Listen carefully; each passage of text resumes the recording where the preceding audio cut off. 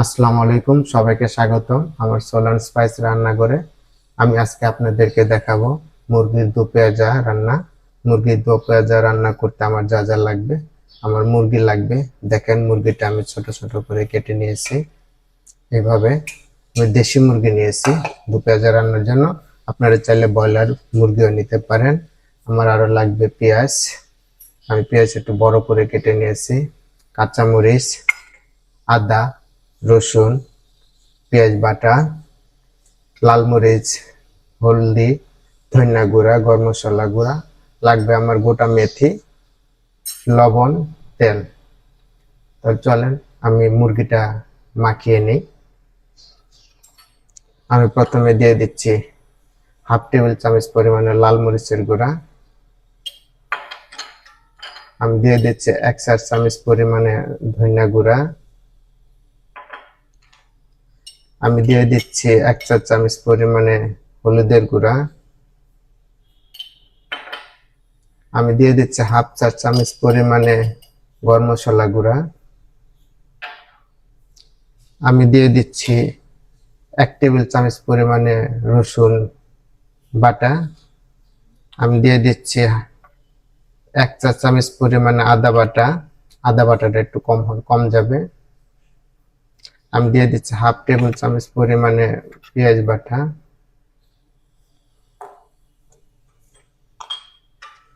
দিয়ে দিচ্ছি স্বাদ মতো লবণ। এখন আমি এটাকে ভালোভাবে মাখিয়ে নেব।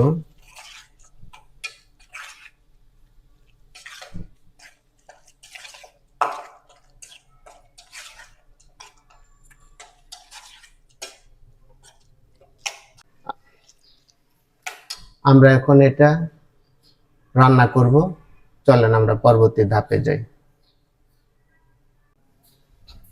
আমি এখন দিয়ে দেব তেল। এটাতে তেলটা একটু বেশি লাগে। আমি 1/4 কাপ পরিমাণে তেল দিয়ে দিলাম, মানে 1 কাপের 1/4 ভাগ। আমি দিয়ে দিচ্ছি 1 চা চামচ মেথি। দিয়ে দিচ্ছি একটা তেজপাতা। মেথির গন্ধটা বের হয়ে আসছে। এখন আমি দিয়ে দেব মুরগিটা, সম্পূর্ণ মুরগিটা।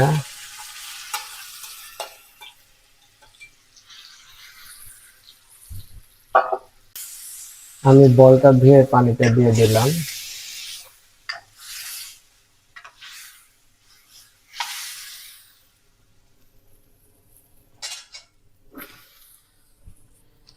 এখন এটা কভার দিয়ে আধা ঘন্টা দমে রাখবো তাওয়ার উপরে।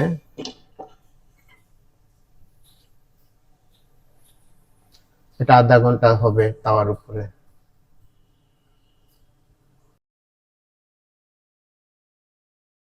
আমার আধা ঘন্টা হয়ে গেছে। চলেন দেখি আমার মুরগিটা। মুরগিটা, হ্যাঁ, তো পানি শুকিয়ে গেছে, তেল বাইর হয়ে আসছে। মুরগিটা এখন আমি ভালোভাবে ভুনে নিব। তাওয়াটা সরিয়ে এখন আমি সরাসরি চুলার হিটের উপরে রেখে মুরগিটা ভুনে নিই ভালো করে। মুরগিটা ভালো ভুনা না হলে কিন্তু আপনার মুরগি থেকে গন্ধ আসবে। দেখেন, আমার মুরগি অলমোস্ট প্রায় ভুনা হয়ে গেছে। সম্পূর্ণ তেলটা উপরে চলে আসছে।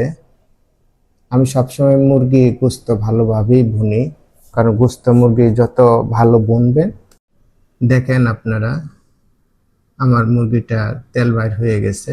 এখন আমি এটাতে দিয়ে দিচ্ছি বড় করে কাটা পেঁয়াজ, আর দিয়ে দিচ্ছি আস্ত কাঁচামরিচ। আমি 4-5টা কাঁচামরিচ দিয়েছি জাস্ট গন্ধের জন্য, কাঁচামরিচের ফ্লেভারটা যাতে আসে সেই জন্য। এখন এটা একটু নেড়ে চেড়ে দেব।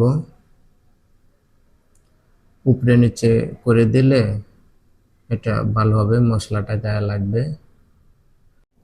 এখন আমি দিয়ে দেব এটাতে কিছুটা গরম পানি।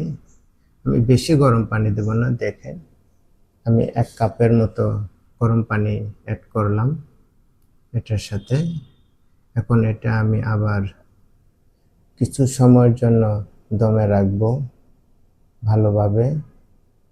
দেখেন আমি নেড়েচেড়ে সম্পূর্ণটা সুন্দর করে নেড়েচেড়ে দিলাম। তো এখন আমি এটা আবার কিছু সময়ের জন্য দমে রাখবো। মনে রাখবেন বেশি পানি দিলে পেঁয়াজটা গলে যাবে, তখন আবার এটা ভালো লাগবে না।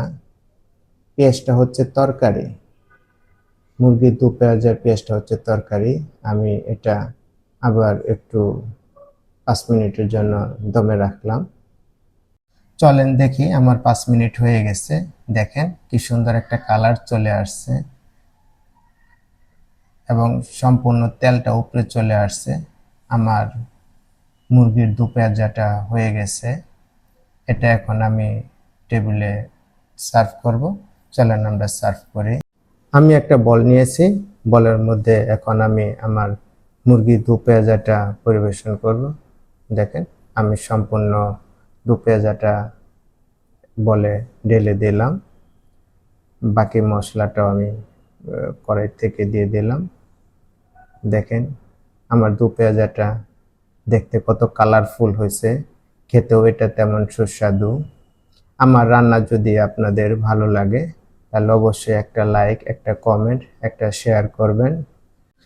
আপনাদের উৎসাহ পেলে আমি আরো নতুন নতুন রেসিপি নিয়ে আপনাদের সামনে হাজির হতে পারবো।